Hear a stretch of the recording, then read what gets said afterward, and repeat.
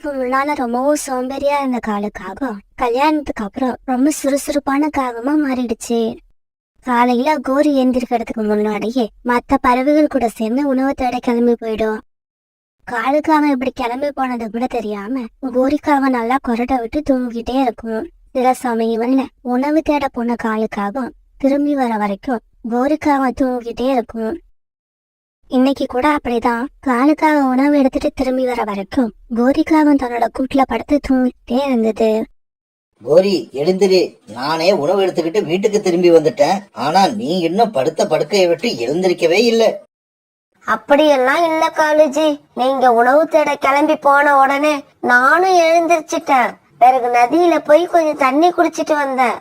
உடம்பு கொஞ்சம் டயர்டா இருக்குன்னு மறுபடியும் கூட்டுல படுத்தேன் பாருங்க. அப்படியே என்ன மறந்து தூங்கிட்டேன். சரி சரி, எனக்கு ரொம்ப தாகமா இருக்கு, கொஞ்சம் குடிக்க தண்ணீர் எடுத்து கொடு. தண்ணியா? தண்ணி வீட்டுல இல்ல. இதுக்கப்புறம் நீங்க நதியில போய் எடுத்துக்கிட்டு வந்தாதான் நம்ம வீட்டுல தண்ணி இருக்கும். ஏன்னா நேத்து நீங்க எடுத்துக்கிட்டு வந்த ஒரு பானை தண்ணி காலையிலேயே காலி ஆயிடுச்சு. கோரி, நீ வர வர நிறைய பொய் சொல்ல ஆரம்பிக்கிற. காலையில இருந்து நீ இந்த கூட்டை விட்டு எழுந்திருக்கவே இல்ல. ஆனா தண்ணி குடிக்க நதி பக்கம் போனதா என்கிட்ட பொய் சொல்ற. ஒருவேளை நீ நதி பக்கம் உண்மையிலேயே போயிருந்தேன்னா இந்த பானையிலையும் கண்டிப்பா தண்ணீர் எடுத்துக்கிட்டு வந்திருப்ப. இப்படி கோரிக்காகத்துக்கிட்ட கோபமா பேசின காலுக்காகத்துக்கு தண்ணீர் தாகம் அதிகமா இருந்ததால நதிக்கு தண்ணீர் குடிக்க பறந்து போச்சு. காலுஜி, நதி பக்கம் தானே போறீங்க, இந்த பானையை எடுத்துக்கிட்டு போய் தண்ணி பிடிச்சுக்கிட்டு வாங்க, எனக்கு ரொம்ப தாகமா இருக்கு. ஆனா கோரிக்காக சொன்னது எதையுமே காதுல வாங்காத காலுக்காக நதி பக்கத்தை நோக்கி பறந்து போச்சு. இப்படி போன காலுக்காகவும் தன்னுடைய தாகம் தீர்ற வரைக்கும் நதியில தண்ணீர் குடிச்சது. பிறகு அங்கிருந்து காலுக்காக கிளம்ப போறப்ப சோனா குருவி ஒரு பானையை எடுத்துக்கிட்டு நதிக்கரைக்கு வந்துச்சு. இப்படி வந்த சோனா குருவி கிட்ட காலுக்காக தன்னோட மனசுல உள்ள எல்லா குறையையும் கொட்டி தீர்த்துச்சு. சோனா, நீ எல்லாம் எவ்வளவு வேலை செய்யற. காலையில என் கூட உணவு தேட கிளம்பி வர்ற, அதுக்கப்புறம் வீட்டுக்கு வந்து வீட்டு வேலைகளையும் பார்க்க ஆரம்பிக்கிற. இதோ இப்ப கூட பானையை எடுத்துக்கிட்டு தண்ணி எடுக்கிறதுக்காக தான் வந்திருக்க. ஆனா என்னோட மனைவி கோரி எந்த வேலையும் செய்யறதே இல்ல. நான் கொண்டு போற உணவை சாப்பிட்டுட்டு எப்பவும் கூட்டுல படுத்து தூங்கிக்கிட்டே இருக்கா. காலண்ணா, எத்தனை நாளைக்கு தான் ஒரு பொண்ணால அப்படி இருக்க முடியும்? கவலைப்படாதீங்க, கொஞ்சம் கொஞ்சமா கோரியக்கா தன்னை மாத்திக்கிட்டு வேலை செய்ய ஆரம்பிப்பாங்க. இப்படி சொன்ன சோனா குருவி பிறகு அங்கிருந்து பறந்து போச்சு. மறுநாள் சோனா குருவி, புறா, ரீட்டா கிளி இவங்க 3 பேரும் காலுக்காகத்தோட வீட்டு வாசல்ல வந்து குரல் கொடுக்க ஆரம்பிச்சாங்க. காலு காலு, சீக்கிரமா வா, ஏற்கனவே லேட் ஆயிடுச்சு, இதுல நீ வேற நேரமாக்காத. காலு, நாங்க பேசுறது உனக்கு கேக்குதா இல்லையா? வரலன்னா இப்பவே சொல்லிடு, நாங்க கிளம்புறோம். இங்க பாருங்க, நீங்க பேசுறது எல்லாம் எனக்கு கேக்குது. ஆனா இன்னைக்கு நான் உணவு தேட வரல, அதனால நீங்க கிளம்பலாம். என்னது, உணவு தேட போகலையா? ஏன் உணவு தேட போகலன்னா நம்ம இன்னைக்கு எதை சாப்பிடுறது? எனக்கு ரெக்கைகள்ல ரொம்ப வலியா இருக்குன்னு நேத்து பருந்து டாக்டர்கிட்ட போயிருந்தேன். டாக்டர் என்ன 2 நாள் ரெஸ்ட்ல இருக்க சொல்லியிருக்காங்க. வேணும்னா ஒண்ணு பண்ணு, இன்னைக்கு உணவு தேட நீ போயிட்டு வந்துரு. என்னது, உணவு தேட நான் போகணுமா? இந்த காட்டுல எங்க போய் எப்படி உணவு தேடுறதுன்னு எனக்கு எதுவுமே தெரியாது. நான் உணவு தேட போனா கண்டிப்பா வெறுங்கையோட தான் வருவேன். இங்க பாரு கோரி, நீ மட்டும் என்ன தனியாவா போக போற? உன் கூட என்னோட நண்பர்கள் வராங்க, அவங்க உனக்கு எல்லாத்தையும் கத்து கொடுப்பாங்க. நீ சீக்கிரமா அவங்க கூட கிளம்பி போ. கோரிக்காகத்துக்கு உணவு தேட போக மனசே இல்ல. இருந்தாலும் வேற வழி இல்லாம மத்த பறவைகள் கூட சேர்ந்து உணவு தேட பறந்து போச்சு. கோரிக்காக உணவு தேட போனதை பார்த்துட்டு காலுக்காகத்துக்கு சந்தோஷமா இருந்தது. உணவு தேட போய் வர்றது எவ்வளவு கஷ்டம்னு கோரிக்காகத்துக்கு இன்னைக்குதான் தெரிய போகுது.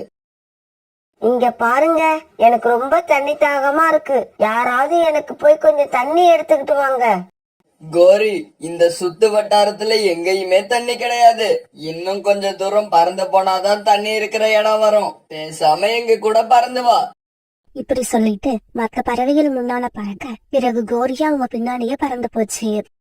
பிறகு கொஞ்ச தூரம் போன உடனே ஒரு இடத்துல கொஞ்சமா தானியங்கள் இருக்கிறத எல்லா பறவைகளும் பார்த்தாங்க. எல்லாருக்கும் முன்னால பறந்து போன கோரி அந்த தானியங்களை எடுத்து தாங்கிட்ட வச்சிருச்சு.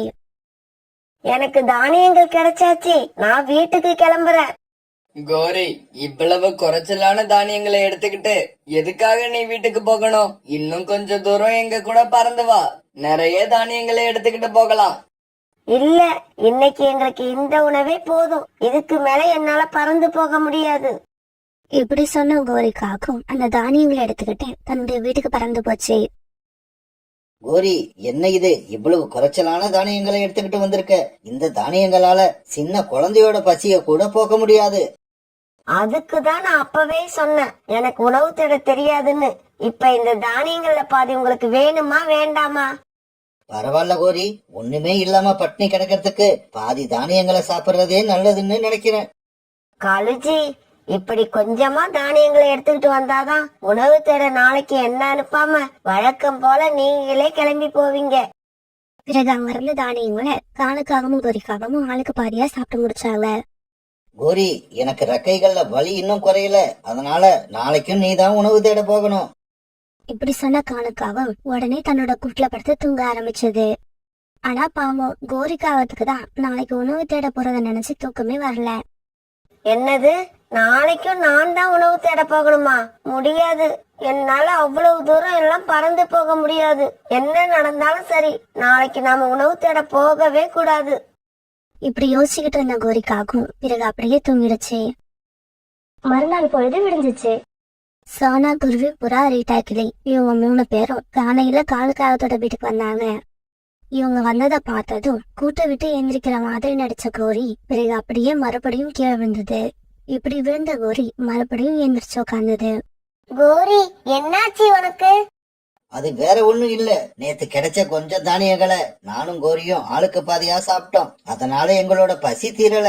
அரை வயித்துக்கு சாப்பிட்டதால கோரிக்கு இந்த மயக்கம் வந்திருக்குன்னு நினைக்கிறேன். கோரி, இவங்க கூட போய் இன்னைக்காவது நிறைய தானியங்களை எடுத்துக்கிட்டு வா. இல்ல, இது பசியில வந்தது இல்ல. நான் அம்மாவாக போறேன். இன்னும் கொஞ்ச நாள்ல முட்டையிட போறேன். காலன்னா கோரி அக்கா, நீங்க 2 பேரும் அப்பா அம்மா ஆக போறீங்க. அதுக்கு என்னோட அட்வான்ஸ் வாழ்த்துக்கள். காலு, இப்படிப்பட்ட சமயத்துல கோரிய நீ எங்கேயும் வெளியில அனுப்ப கூடாது. கோரி வீட்லயே இருந்து நல்லா ரெஸ்ட் எடுக்கணும். சரி, இப்படியே பேசிக்கிட்டு இருந்தது போதும். வாங்க நாம உணவு தேட போவோம். காலேஜுக்கு 2 நாளா ரெக்கையில வலி இருக்கு. அதனால இன்னைக்கும் வர முடியாது. எல்லாரோட அனுதாபத்தையும் வாங்கறதுக்காக கோரிக்காக இப்படி அருமையா நடிக்க ஆரம்பிச்சது. கோரி, இந்த நிலைமையில உன்னை உணவு தேட அனுப்புற அளவுக்கு நான் ஒன்னும் கல் நெஞ்சக்காரன் கிடையாது. நீ வீட்லயே படுத்து ரெஸ்ட் எடு, நான் போய் உணவு தேடி எடுத்துக்கிட்டு வரேன். இருந்தாலும் காலேஜி, உங்களோட ரெக்கைகள்ல வலி இருக்கு. அந்த வலியோட நீங்க எதுக்காக பறந்து போகணும்? கோரி, நீ எப்ப மாசமா இருக்கன்னு சொன்னியோ அப்பவே என்னோட ரெக்கைகள்ல உள்ள வலியெல்லாம் பறந்து போயிடுச்சு. இப்படி சொன்ன காலுக்காகவும் பிறகு தன்னோட நண்பர்களோட உணவு தேட பறந்து போச்சு. காலேஜி, நான் உணவு தேட போகணும்னு தானே ரெக்கையில வலின்னு நீங்க நாடகம் போட்டீங்க. ஆனா நான் உங்களை விட கில்லாடி. நான் போட்ட நாடகத்தை பார்த்துட்டு இப்ப நீங்களே உணவு தேட போறீங்க. இந்த கோரி மனசுல ஒண்ணு நினைச்சான்னா அத சாதிக்காம விட மாட்டா. அன்னைக்கு காலுக்காக வீட்டுக்கு திரும்பி வரப்ப நிறைய பழங்களை எடுத்துட்டு வந்தது. கோரியும் அந்த பழங்களை ரொம்ப ஆசையா சாப்பிட்டு முடிச்சது. இப்படியே சில நாட்கள் நகர்ந்துச்சு. காலண்ணா, கோரியக்கா முட்டை ஈட்டாங்களா? எத்தனை முட்டை இட்டு இருக்காங்க? இல்ல சோனா, கோரி இன்னும் முட்டையிடல. நானும் கோரி முட்டையிடறதுனாலதான் ஆவலா எதிர்பார்த்துக்கிட்டு இருக்கேன். பரவாயில்ல காலண்ணா, சில பேருக்கு இப்படிதான் முட்டையிட கொஞ்சம் நாள் ஆகும். அதனால எந்த பிரச்சனையும் இல்ல. சோனா குருவி இப்படி சொன்னதை கேட்ட காலுக்காகத்தோட மனசுக்கு கொஞ்சம் ஆறுதலா இருந்தது. சோனா குருவி இப்படி சொல்லி 10 நாட்கள் ஆயிடுச்சு. ஆனா கோரிக்காக இன்னும் முட்டையிடவே இல்ல. அன்னைக்கு உணவு தேட போன காலுக்காகவும் வீட்டுக்கு திரும்பி வரப்ப உணவு மட்டும் கொண்டு வரல, அது கூடவே பிறக்க போற தன்னுடைய குழந்தைக்காக குளிர்கால ஆடைகளையும் வாங்கிட்டு வந்திருந்தது. காலேஜி, இந்த ட்ரெஸ் எல்லாம் யாருக்காக வாங்கிட்டு வந்தீங்க? என்ன கோரி இப்படி கேட்டுட்ட? இன்னும் 1 மாசத்துல குளிர்காலம் பிறக்க போகுது. அதுக்குள்ள நீ முட்டையிட்டு நமக்கு குழந்தையும் பிறந்துரும். பிறந்த சின்ன குழந்தையால குளிர தாங்க முடியாது பாரு. அதுக்காக தான் இப்பவே நம்ம குழந்தைக்கு தேவையான குளிர்கால ஆடைகள் எல்லாத்தையும் கொண்டு வந்துட்டேன். கோரி, இந்த ஆடைகளை எல்லாம் போட்டு விட்டாதான் நம்ம குழந்தை எப்பவும் கதகதப்பா இருக்கும். காலுக்காக இப்படி நாம சொன்ன பொய்ய நம்பி நாம முட்டையிட போறத அவனோட எதிர்பார்த்துட்டு இருக்கத நினைச்சு கோரிக்காவத்தோட மனசாட்சி ஊத்துச்சு. நாம இப்படி செஞ்சிருக்க கூடாது. நான் தேவையில்லாம சொன்ன பொய்யால என் கணவர் மனசுல ஒரு பெரிய எதிர்பார்ப்பு உண்டாயிடுச்சு. இதெல்லாம் நடக்காது. நாம சொன்னது பொய்ன்னு தெரிஞ்சா காலேஜோட மனசு என்ன பாடுபடும். ஐயோ கடவுளே, இந்த இக்கட்டான சூழ்நிலையில இருந்து என்ன காப்பாத்து. கோரி காகத்தோட கண்ணுல இருந்து கண்ணீர் வரத பார்த்த காலுக்காகத்துக்கு எதுவுமே புரியல. இந்த சமயத்துல சோனா குருவியும் காலுக்காகத்தோட வீட்டுக்கு வந்தது. காலண்ணா, கோரி அக்காவை அழைச்சிக்கிட்டு சீக்கிரமா கிளம்புங்க. நான் பருந்து டாக்டர் ஹாஸ்பிட்டலுக்கு அப்பாயின்மெண்ட் வாங்கிட்டு வந்திருக்கேன். நம்ம இப்ப கிளம்புனாதான் சரியா இருக்கும். ஹாஸ்பிட்டல் போகணும்னு சோனா குருவி சொன்னதை கேட்ட கோரிக்காகத்துக்கு மனசுக்குள்ள பயம் வந்துருச்சு. இல்ல சோனா, இன்னைக்கு ஹாஸ்பிட்டல் போக வேண்டாம், இன்னொரு நாள் பாத்துக்கலாம். கோரி, அப்படி சொல்லக்கூடாது. குறிப்பிட்ட நாள்ல முட்டை வெளியில வரலன்னா அது உன்னோட உயிருக்கே ஆபத்தாயிடும். சீக்கிரம் கிளம்பு, நாம இப்பவே ஹாஸ்பிட்டல் போயிட்டு வருவோம். இப்படி ஒரு ஆபத்தான சூழ்நிலையில மாட்டிக்கிட்ட கோரிக்காகத்துக்கு என்ன பண்றதுன்னு தெரியல. இத பத்தியே நினைச்சு டென்ஷனா இருந்த கோரிக்காகத்துக்கு திடீர்னு மயக்கம் வர அப்படியே கீழே வந்துடுச்சு. காலு, நீ பயப்படுற மாதிரி எதுவும் இல்ல. உன்னோட மனைவி இப்ப மாசமா இருக்கா. இன்னும் 15 நாள்ல முட்டையிடுவான்னு நினைக்கிறேன். முட்டையும் நல்ல ஆரோக்கியமா இருக்கு. என்ன இது, கோரி முட்டையிட இன்னும் 15 நாள் ஆகுமா? டாக்டர், என் மனைவி கர்ப்பமாகி 1 மாசத்துக்கு மேல ஆகுது. காலு, நீ டாக்டரா இல்ல நான் டாக்டரா? கோரியோட வயித்துல உள்ள முட்டைக்கு 15 நாள் வளர்ச்சி தான் இருக்கு. அப்புறம் எப்படி கோரி 1 மாசத்துக்கு முன்னாலேயே கர்ப்பமா இருந்தான்னு நீ சொல்ற? கோரிய வீட்டுக்கு அழைச்சிட்டு போய் பத்திரமா பாத்துக்க. அவளை அதிகமா எந்த வேலையும் செய்ய விடாத. இப்படி சொல்லிட்டு டாக்டர் அந்த ரூமை விட்டு வெளியே போனாங்க. இதையெல்லாம் கண்ணை மூடிக்கிட்டு கேட்டுக்கிட்டே படுத்திருந்த கோரிக்காகவும் தன்னோட கணவரை பார்த்து அழுதுகிட்டே இப்படி பேச ஆரம்பிச்சது. காலேஜி, தயவு செய்து என்ன மன்னிச்சிருங்க. நான் உங்ககிட்ட மாசமா இருக்கிறதா சொன்னதெல்லாம் போய். இப்படி ஆரம்பிச்ச கோரிக்காகவும் நடந்தது எல்லாத்தையும் காலுக்காகத்துக்கிட்ட சொல்லி முடிச்சது. காலேஜி, தயவு செய்து என்ன மன்னிச்சிருங்க. இதுக்கப்புறம் நான் இந்த மாதிரி சோம்பேறித்தனமா இருக்க மாட்டேன். நம்ம வீட்டுக்காக நீங்க எவ்வளவு கஷ்டப்படுறீங்களோ அதே அளவு நானும் கஷ்டப்படுவேன். காலண்ணா, நடந்தது எல்லாத்தையும் பார்க்கும்போது எனக்கு ரொம்ப சந்தோஷமா இருக்கு. பரவாயில்ல, கோரியக்கா ஆரம்பத்துல பொய் சொல்லி இருந்தாலும் இப்ப தான் சொன்ன பொய்ய நினைச்சு உண்மையிலேயே மனசு ரொம்ப வருந்துறாங்க. இப்ப உங்களுக்கு குழந்தை பிறக்க போற சந்தோஷம் மட்டும் கிடைக்கல, உங்களோட மனைவி மனசு மாறின சந்தோஷமும் சேர்ந்து கிடைச்சிடுச்சு. அதுக்கப்புறம் காலுக்காக மனசு கஷ்டப்படுற மாதிரி கோரி நடந்துக்கவே இல்ல. அந்த குடும்பத்துல இருந்த எல்லாருமே ரொம்பவும் சந்தோஷமா வாழ ஆரம்பிச்சாங்க.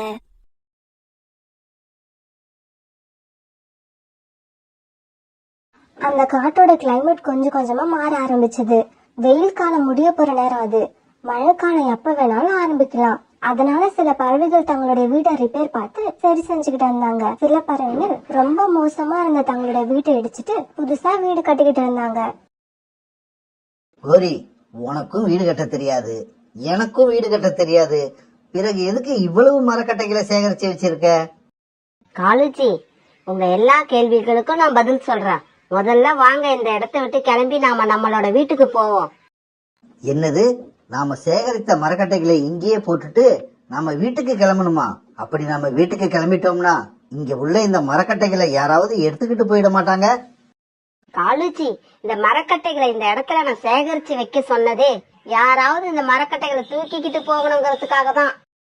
கோரி, நீ இது வரைக்கும் உன்னோட வாழ்க்கையில யாருக்கும் தெரிஞ்சும் தெரியாம கூட உதவி பண்ணுனதே கிடையாது.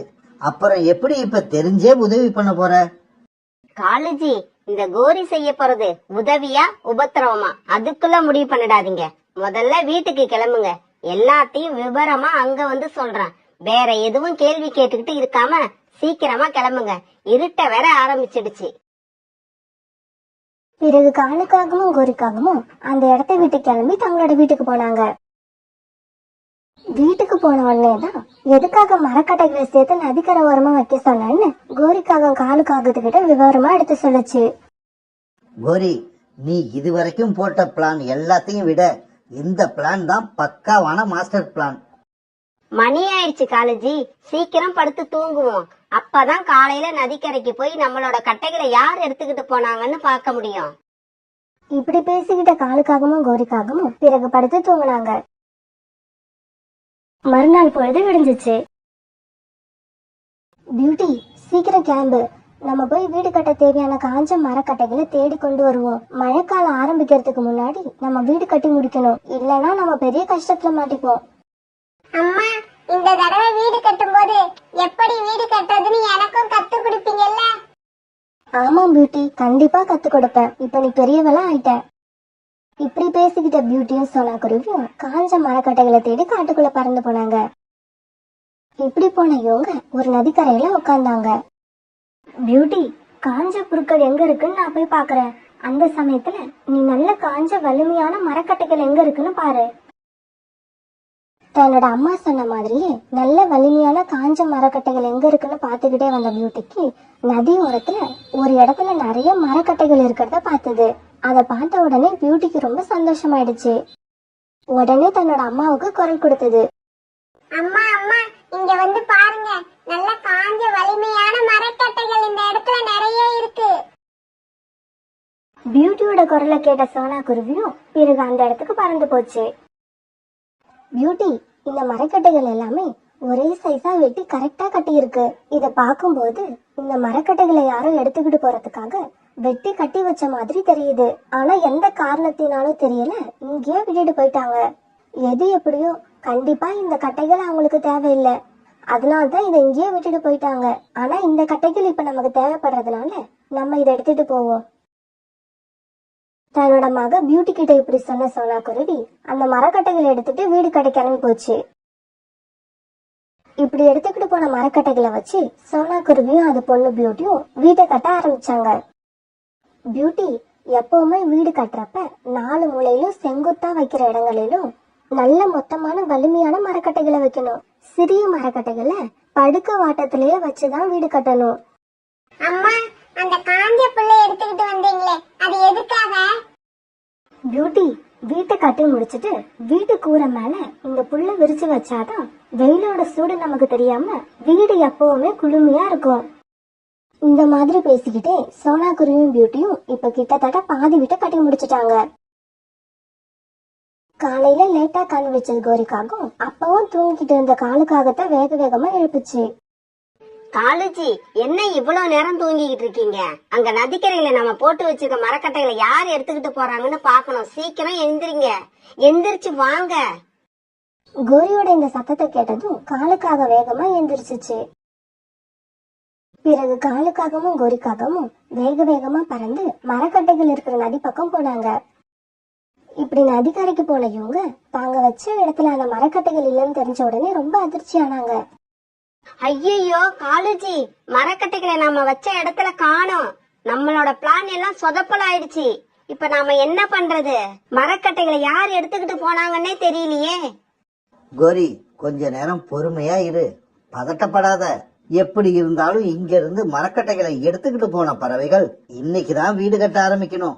நாம 2 பேரும் காட்ட ஒரு ரவுண்டு வந்தோம்னா யார் யார் வீடு கட்டிக்கிட்டு இருக்காங்கன்னு தெரிஞ்சிடும். பிறகு நம்மளோட கட்டைகளை யார் எடுத்துக்கிட்டு போனான்னு ஈஸியா கண்டுபிடிச்சிடலாம். பிறகு அப்படியே காட்டுக்குள்ள பறந்து வந்த காலுக்காகவும் கோரிக்காகவும் புதுசா கட்டின வீட்டு வாசல்ல உட்கார்ந்து அந்த புறா கிட்ட போனாங்க. புறா, இந்த வீடு கட்ட உனக்கு மரக்கட்டைகள் ஏது? நாங்க நதிக்கரைகளை வெட்டி வச்சிருந்த மரக்கட்டைகளை காணோம். நீ அங்க இருந்து மரக்கட்டைகளை எடுத்துட்டு வந்துதான் இந்த வீட்டை கட்டினியா? கோரி, நான் இந்த வீட்டை கட்டி 2 நாள் ஆகுது. உங்க மரக்கட்டைகளை இன்னைக்கு நான் எடுத்துக்கிட்டு வந்து என்ன பண்ண போறேன்? புறா, நீ எடுத்திருக்க சான்ஸ் இல்ல, அத நானும் ஒத்துக்கிறேன். இருந்தாலும் உனக்கு தெரிஞ்சு வேற யாராவது எடுத்திருப்பாங்கன்னு சொல்ல முடியுமா? எனக்கு தெரிஞ்சு இங்க பக்கத்துல யாரும் எடுக்கிறதுக்கு சான்ஸ் இல்ல. இருந்தாலும் சோனா குருவி இன்னைக்குதான் வீடு கட்ட ஆரம்பிக்குது. மரக்கட்டைகளை சேகரிக்க இன்னைக்கு காலையில தான் காட்டுக்குள்ள போச்சுன்னு நினைக்கிறேன். வேணும்னா சோனா குருவி கிட்ட போய் கேட்டு பாருங்க. புறா இப்படி சொல்ல பிறகு கோரிக்காகவும் காலுக்காகவும் நேரா பறந்து சோனா குருவி கிட்ட வந்தாங்க. காகங்கள் அங்க வந்து சேர்ந்தப்ப சோனா குருவியும் பியூட்டியும் தங்களோட வீட்டை முழுசா கட்டி முடிச்சிருந்தாங்க. கோரி, நம்மளோட மரக்கட்டைகள் இதேதான், இங்கதான் இருக்கு நம்மளோட மரக்கட்டைகள், வேற எங்கேயும் போகல. நாம கஷ்டப்பட்டு வெட்டி வச்ச மரக்கட்டைகள் எல்லாத்தையும் சோனா தான் இங்க எடுத்துக்கிட்டு வந்திருக்கு. நான் வெட்டி வச்ச மரக்கட்டைகளை எனக்கு நல்லா அடையாளம் தெரியும். காணண்ணா, எந்த மரக்கட்டைகளை பத்தி நீங்க இப்ப பேசிக்கிட்டு இருக்கீங்க? சோனா, ஒண்ணுமே தெரியாத மாதிரி நடிக்காத. இந்த வீட்டை கட்டுறதுக்கு உனக்கு மரக்கட்டைகள் ஏது? நதியோரத்துல நாங்க வெட்டி வச்சிருந்த மரக்கட்டையில தானே எடுத்துட்டு வந்த. ஓ, விஷயம் அப்படியா கோரியக்கா? இன்னைக்கு காலையில நானும் பியூட்டியும் மரக்கட்டைகளை சேகரிக்கிறதுக்காக காட்டுக்குள்ள போனோம். அப்ப நதி ஓரத்துல மரக்கட்டைகளை வெட்டி யாரோ கட்டி வச்சிருக்கிறத பார்த்தோம். சரி, யாரோ தேவைப்படாத மரக்கட்டைகளை இங்க விட்டுட்டு போயிட்டாங்கன்னு நினைச்சு நாங்க தான் இந்த மரக்கட்டைகளை எடுத்துட்டு வந்து இந்த வீட்டை கட்டணும். சரி சரி, இப்ப தெரிஞ்சிடுச்சுல்ல அந்த மரக்கட்டைகள் யாருதுன்னு. அப்புறம் ஏன் இன்னும் இங்க நின்னுகிட்டு இருக்கீங்க? அம்மாவும் பொண்ணு இடத்த விட்டு கிளம்புங்க. இந்த வீடு இனிமே எங்களோடது. கோரி அக்கா, இந்த மரக்கட்டைகள் உங்களுதான் இருந்தாலும் இந்த வீட்டை கட்ட நானும் பியூட்டியும் ரொம்ப கஷ்டப்பட்டு இருக்கோம். அதனால இந்த வீட்டை மட்டும் கேட்காதீங்க. வேணும்னா உங்களுக்கு புது மரக்கட்டைகளை எடுத்துட்டு வந்து தரோம். அதாவது உங்ககிட்ட இருந்து எடுத்த மாதிரி 2 பங்கு மரக்கட்டைகளை தரோம். தயவு செய்து இந்த வீட்டை மட்டும் கேட்காதீங்க. ஏய் சோனா, வீட்டை மட்டும் கொடுக்க முடியாதுன்னு சொன்ன ஓங்கி ஒண்ணு போடுவேன். எங்களோட மரக்கட்டைகளை பயன்படுத்தி கட்டின வீடு எங்களுக்கு தான் சொந்தம். இன்னும் ஒரு நிமிஷம் எங்க அம்மாவும் பொண்ணு இருந்தீங்க, எங்க கிட்ட இருந்து அடி வாங்கிட்டு தான் போவீங்க. பியூட்டி, நாம தான் பெரிய தப்பு பண்ணிட்டோம். அந்த கட்டையை நாம எடுத்துட்டு வந்திருக்கவே கூடாது. அதுவும் இந்த காகங்களோட கட்டைன்னு எனக்கு தெரிஞ்சிருந்தா நான் சத்தியமா எடுத்துக்கிட்டு வந்திருக்கவே மாட்டேன். எது எப்படியோ மரக்கட்டைகளை எடுத்துட்டு வந்துட்டீங்க, வீட்டையும் கட்டிட்டீங்க. இப்ப மரியாதையா இந்த வீட்டை எங்க கிட்ட கொடுத்துட்டு நீங்க புது மரக்கட்டையை எடுத்து வேற இடத்துல போய் வீடு கட்டிக்கிங்க. சோனா குருவிக்கு நல்லாவே தெரியும், இனி நாம என்னதான் பேசினாலும் இந்த காகங்கள் இந்த வீட்டுல நாம இருக்கிறதுக்கு ஒத்துக்கவே ஒத்துக்காதுன்னு. இப்படி யோசிச்ச சோனா குருவி பிறகு தான் பொண்ணு பியூட்டியை கூப்பிட்டுக்கிட்டு அந்த இடத்த விட்டு பறந்து போச்சு. காலுஜி, நமக்கு புது வீடு கிடைச்சிருச்சு, நமக்கு புது வீடு கிடைச்சிருச்சு. காலுஜி, ஒரு நிமிஷம் யோசிச்சு பாத்தீங்களா? உங்களுக்கும் வீடு கட்ட தெரியாது, எனக்கும் வீடு கட்ட தெரியாது. ஆனா இந்த கோரியோட ஐடியாவால இப்ப நமக்கு ஒரு வலிமையான புது வீடு கிடைச்சிடுச்சு. இந்த சோனா குருவியை நினைச்சா எனக்கு சிரிப்பு தான் வருது. இந்த குருவி நம்ம கிட்ட ஏமாறதுக்குன்னே இருக்கு. இப்படி போன சோனா குருவியும் பியூட்டியும் ஒரு ஆத்தங்கரையில போய் உட்கார்ந்தாங்க. அம்மா வாங்க, நாம காட்டுக்குள்ள போய் மரக்கட்டைகளை எடுத்துக்கிட்டு வந்து மறுபடியும் வீடு கட்ட ஆரம்பிப்போம். இல்ல பியூட்டி, இந்த தடவை நாம அந்த காகங்கள் கிட்ட ஏமாறக்கூடாது. இந்த தடவை அந்த காகங்களை தான் நம்ம ஏமாத்த போறோம். இப்படி பேசின சோனா குருவி பிறகு பியூட்டி அழைச்சுக்கிட்டு தன்னுடைய அம்மா வீட்டுக்கு போச்சு. இப்படி வீட்டுக்கு போன சோனா குருவி தன்னோட அம்மா கிட்ட நடந்தது எல்லாத்தையும் சொல்லி அழுதுச்சு. சோனா, நீ எதுக்கும் கவலைப்படாத. நீ யாரையும் கெடுக்கணும்னு நினைக்கல. உனக்கு எல்லாமே நல்லபடியா தான் நடக்கும். நீயும் பியூட்டியும் எனக்கு ஈர களிமண் மட்டும் எடுத்துக்கிட்டு வந்து கொடுங்க. நீங்க நினைக்கிற மாதிரி வீட்டை நான் சீக்கிரமாவே கட்டி கொடுக்கறேன். காலுஜி, காலுஜி, அங்க பாருங்க, நம்ம கிட்ட வீட்டை கொடுத்துட்டு போன சோனா குருவி அவங்க அம்மாவை அழைச்சிக்கிட்டு வந்து அங்க ஒரு அழகான மண் வீட்டை கட்டிக்கிட்டு இருக்கு. கோரி, வெயில் காலத்துல மண் வீட்டுக்குள்ள இருந்தா எப்படி தெரியுமா இருக்கும்? ஏசி வச்ச வீட்டுக்குள்ள இருக்கிற மாதிரி இருக்கும். அப்படியா காலுஜி? நான் இது வரைக்கும் மண் வீட்டுல வாழ்ந்ததே இல்ல. அத பத்தி நீ ஒன்னும் கவலைப்படாத கோரி. சோனா குருவியோட அம்மா அந்த வீட்டை கட்டி முடிக்கட்டும். சோனா குருவி கிட்ட நாம இந்த வீட்டை கொடுத்துட்டு அந்த வீட்டை வாங்கிடுவோம். காலுஜி, சோனா குருவி அந்த வீட்டை கொடுக்க மாட்டேன்னு சொன்னா? அது எப்படி இல்லைன்னு சொல்ல முடியும்? ஓங்கி 2 போட்டோம்னா எந்த வீடா இருந்தாலும் அது நம்ம கிட்ட விட்டுட்டு சோனா குருவி ஓடியே போயிடும். அன்னைக்கு சாயங்காலம் வரைக்கும் வேலை செஞ்ச சோனா குருவியோட அம்மா அந்த அழகான மண் வீட்டை கட்டி முடிச்சாங்க.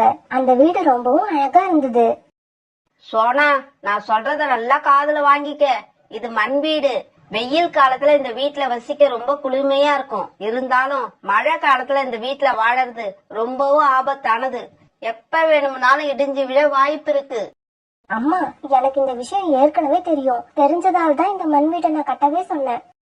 கொஞ்ச நேரம் கழிச்சு சோனா குருவியோட அம்மா தன்னோட வீட்டுக்கு பறந்து போனாங்க. பிறகு சோனா குருவியும் பியூட்டியும் தங்களோட மண் வீட்டுக்குள்ள போகலாம்னு நினைக்கிறப்ப கோரிக்காகவும் காலுக்காகவும் அங்க வந்தாங்க. சோனா, காலையில உன்னை அந்த வீட்டை விட்டு அனுப்பினதுல இருந்தே எனக்கு மனசே சரியில்லை. என்ன இருந்தாலும் அந்த வீடு நீயும் உன் பொண்ணு பியூட்டியும் பார்த்து பார்த்து கட்டின வீடு. நான் செஞ்சது நியாயம் இல்லைன்னு என் மனசே எனக்கு சொல்லுச்சு. அதனாலதான் அந்த வீட்டை உனக்கே கொடுத்துட்டு நான் இந்த வீட்டுல வந்து இருக்கலாம்னு முடிவு பண்ணிருக்கேன். கோரி அக்கா, உங்க பேச்சையெல்லாம் நம்பி இந்த வீட்டை உங்களுக்கு நான் கொடுக்க மாட்டேன். 2 நாள் இந்த வீட்டுல இருப்பீங்க, எனக்கு மறுபடியும் அந்த வீடு வேணும்னு கேப்பீங்க. அதனால இந்த மண் வீட்டுல நானே இருந்துக்கிறேன். சோனா தங்கச்சி, தயவு செய்து இப்படி எல்லாம் சொல்லாத.